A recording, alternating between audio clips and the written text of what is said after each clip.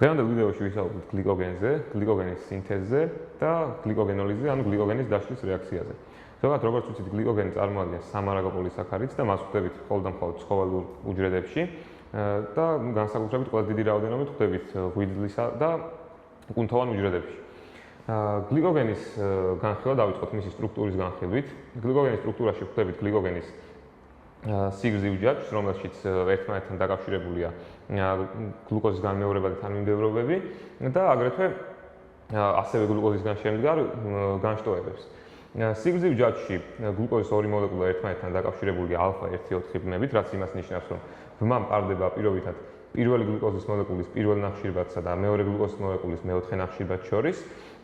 ხოლო სიგრძივ ჯაჭვს განშტოებებთან აკავშირებს α1-6 ბმა, რომლის დროსაც ერთმანეთს უკავშირდებიან პირობითად პირველი გლუკოზის მოლეკულის პირველი ნახშირბადი და მეორე გლუკოზის მოლეკულის მეექვსე ნახშირბადი.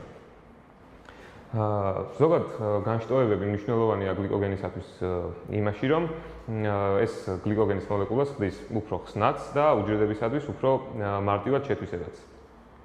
განვიხილოთ გლიკოგენის სინთეზის რეაქცია. გლიკოგენის სინთეზის რეაქცია წარმოადგენს, ესე ვთქვათ, გლიკოლიზის განშტოებულ რეაქციას.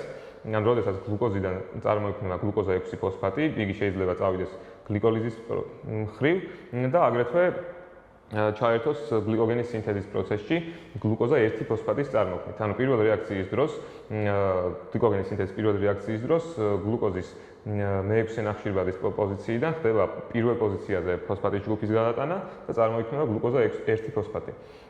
შემდეგ უკვე რეაქციაში ერთვება ნუკლეოტიდი ურიდინი, რომელიც გვაქვს ურიდინ ტრიფოსფატის სახით და გლუკოზის მოლეკულასთან დაკავშირების შედეგად მიიღება ურიდინ დიფოსფატ გლუკოზა.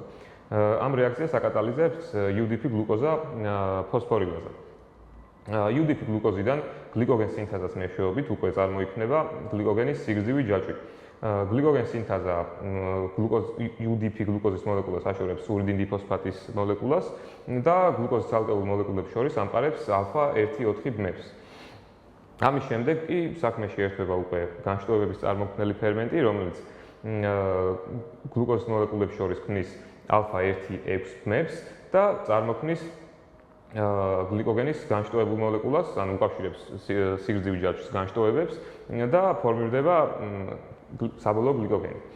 რაც შეეხება გლიკოგენოლის, ანუ გლიკოგენის დაშლის რეაქციას, ეს გლიკოგენის სინთეზის შებრუნებული რეაქციაა და იწყება საბოლოო ფორმირებული გლიკოგენიდან განშტოებების მოშორებით, რასაც ახორციელებს განშტოებების დამშვიდელი ფერმენტი.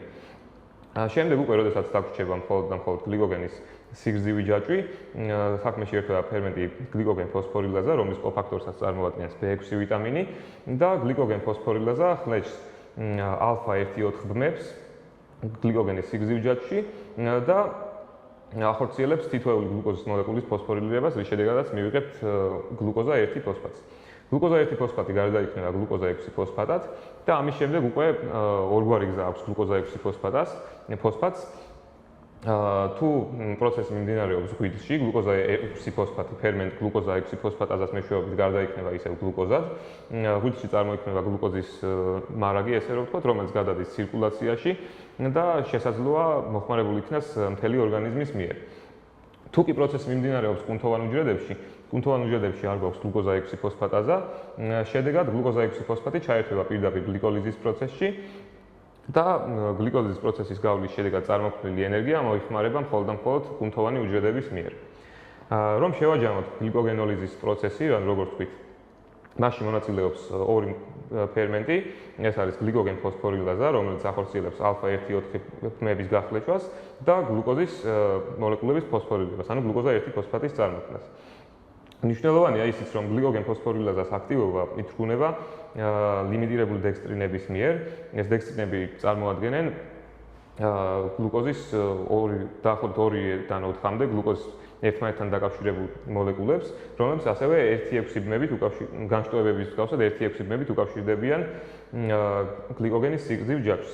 რაც შეეხება განშტოებების დამშლელი ფერმენტი ახორციელებს α1-6 ბმების გახლეჩას და გლუკოზის მოლეკულების დაკავშირებას დექსტრინებთან, რომლის შედეგადაც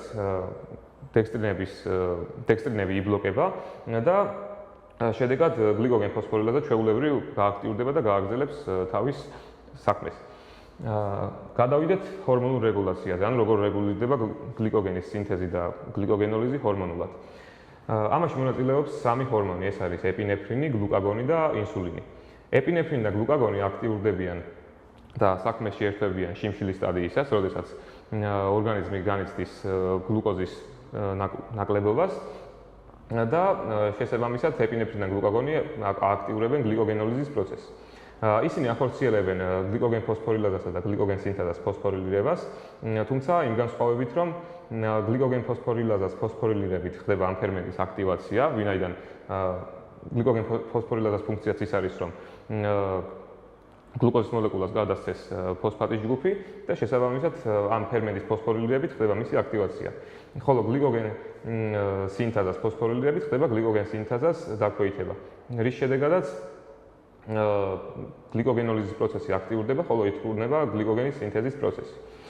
ეპინეფრინი და გლუკაგონი უკავშირდებიან უჯრედულ რეცეპტორებს, გამოიწვევენ ადენინად ციკლაზას აქტივაციას, რომლის შედეგადაც წარმოიქმნება ციკლური AMF-ი, ციკლური AMF-ის წარმოქმნა გააქტიურებს პროტეინ კინაზა A-ს და პროტეინ კინაზა A ახორციელებს გლიკოგენ ფოსფოკინაზას აქტივაციას და საბოლოო ჯამში გლიკოგენ ფოსფოკინაზას A-ს აქტივაცია გამოიწვევს გლიკოგენ ფოსფორილაზას ფოსფორილირებას, ან დაუმატებს გლიკოგენ ფოსფორილაზას ფოსფორის ჯგუფს და ახორციელდება გლიკოგენ ფოსფორილაზას გააქტიურება და შესაბამისად წარიმართება გლიკოგენოლიზის პროცესი.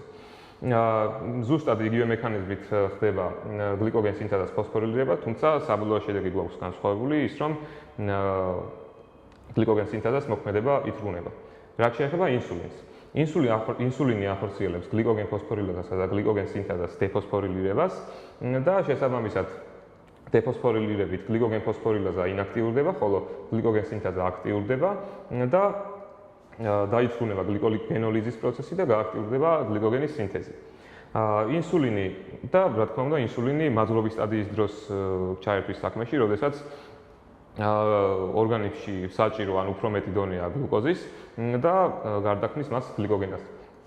ინსულინი უჯრედის ზედაპირზე უკავშირდება თიროზინკინაზურ რეცეპტორებს, ახორციელებს თიროზინკინაზას აქტივაციას, რომელიც გააქტიურებს პროტეინ ფოსფატაზას. პროტეინ ფოსფატაზა კი ფოსფორილებულ გლიკოგენ სინთეზას მოაცილებს ფოსფატის ჯგუფს, ან მოახდენს მის დეფოსფორილირებას, შედეგად გლიკოგენ სინთეზა გააქტიურდება და წარიმართება გლიკოგენის სინთეზის პროცესი. განვიხილოთ გლიკოგენთან დაკავშირებული დაგროვების დაავადებები. გვაქვს 5 ტიპის დაავადება. პირველ ტიპის დაგროვების დაავადება ეს არის ფონგირკეს დაავადება, რომლის დროსაც ორგანიზმი განიცდის გლუკოზა-6 ფოსფატაზას თანდაყოლილ დეფიციტს. ანუ შედეგად გლიკოგენიდან წარმოიქმნება გლიკოგენის დაშლის შედეგად წარმოიქმნება გლუკოზა-6 ფოსფატი, თუმცა გლუკოზა-6 ფოსფატიდან გლუკოზის წარმოქმნა ვეღარ ხერხდება. ეს დაავადება ძირითადად გამოვლინდება 2-დან 6 თვემდე ასაკის ბავშვებში და მიმდინარეობს მწვავე ჰიპოგლიკემიით, ლეთარგიით, კრუნჩხვებით და რძემჟავური აციდოზით, ვინაიდან გლუკოზა-6 ფოსფატაზე მონაწილეობს აგრეთვე კორის ციკლში, რომელიც თავის მხრივ ახორციელებს ლაქტატის, ანუ რძემჟავას გარდაქმნას პირობად. აგრეთვე მნიშვნელოვანი სიმპტომია ჰეპატომეგალია და მისგან გამოწვეული ღვიძლის უკმარისობა და ამ დაავადების მკურნალობა ხდება დიეტოთერაპიით, რომელიც მოიცავს სიმინდის სახამებლით მდიდარი საკვების მიცემას ბავშვისათვის და აგრეთვე საკვებში საქაროზას, ლაქტოზას, ფრუქტოზას და გალაქტოზას შემცირებას. მეორე ტიპის დაგროვების დაავადება ეს არის პომპეს დაავადება, რომლის დროსაც გვაქვს ალფა-1-4 გლუკოზიდადას, იგივე მჟავე მალტაზას დეფიციტი თანდაყოლილი. ეს ფერმენტი წარმოადგენს ლიზოსომურ ფერმენტს და შედეგად მისი დაქვეითების შედეგად ხდება გლიკოგენის აკუმულირება ლიზოსომებში.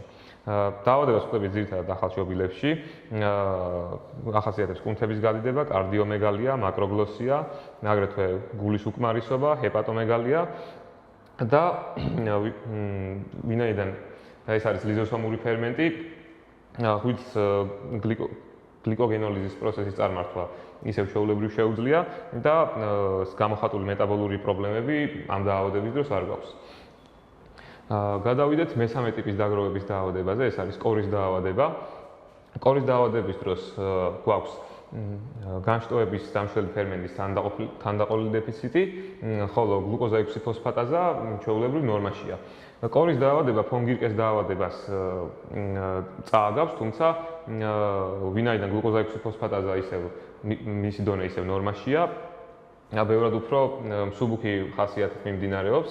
გვაქვს მსუბუქი ჰიპოგლიკემია, მსუბუქი ჰიპოტონია და კუნთების სისუსტე, შესაძლოა განვითარდეს ჰიპერტროფიული კარდიომიოპათია და ჰეპატომეგალია.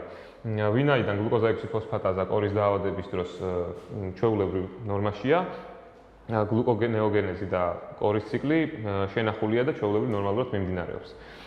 გადავიდეთ მეოთხე ტიპის გლიკოგენის დაგროვების დაავადებაზე, ეს არის ანდერსენის დაავადება, რომლის დროსაც გვაქვს განშტოების წარმომქმნელი ფერმენტის დეფიციტი და ამ დროს ვერ ხდება გლიკოგენის სინთეზის ბოლომდე მიყარა, ანუ გლიკოგენის საბოლოო სტრუქტურის ფორმირება ვერ ხერხდება და ხდება მისი დაგროვება. ახასიათებს ჰეპატომეგალია, განვითარების შეფერხება, აგრეთვე ინფანტილური ციროზი, ჰიპოტონია და კუნთების სისუსტე, კარდიომიოპათია და ჰიპოგლიკემია უფრო გვიანი გამოვლინებებით. საკმაოდ სახიფათო დაავადებაა ეს, ვინაიდან ვერ ხერხდება სამარაგო პოლისაქარიდის სინთეზი და ხშირად ბავშვობის ასაკში გარდაცვალებასაც იწვევს. რაც შეეხება მეხუთე ტიპის გლიკოგენის დაგროვების დაავადებას, ეს არის მაკარდლის დაავადება. მაკარდლის დაავადების დროს გვაქვს გლიკოგენ ფოსფორილაზას დეფიციტი, თუმცა ეს არის კუნთოვანი გლიკოგენ ფოსფორილაზა, ანუ იგივე მიოფოსფორილაზას დეფიციტი. დაავადება გამოვლინდება მოზარდობის ასაკში, გვაქვს ვინაიდან ხდება გლიკოგენის დაგროვება კუნთებში, გვაქვს მიალგია ვარჯიშის დროს, აგრეთვე შარდში კრეატინკინაზას და მიოგლობინის ჭარბი გამოყოფა და შესაძლოა ფიზიკური აქტივობის და ვარჯიშის შემდეგ შარდმა მიიღოს შავი ფერი. კუნთებში ამ დაავადების დროს კუნთებში გლიკოგენოლიზის პროცესი ვეღარ მიმდინარეობს, თუმცა ღვიძლში ეს პროცესი შენახულია. ეს იყო ვიდეო გლიკოგენის შესახებ. შევხვდებით შემდეგ ვიდეოში, გამოიწერეთ არხი და მოიწონეთ ვიდეო.